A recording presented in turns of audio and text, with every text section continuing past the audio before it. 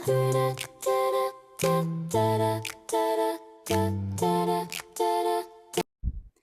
a chill day on a weekend.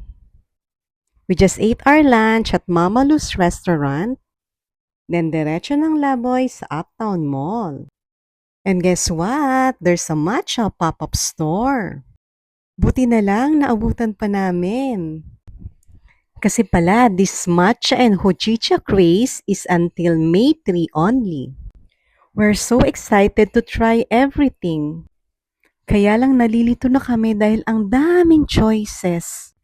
They have their own twists, different varieties, and other flavors to choose from. Until Whisk Matcha caught my attention.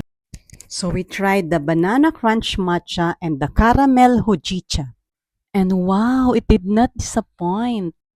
Ang sarap! Talagang it's super rich and creamy. A must try, definitely worth it.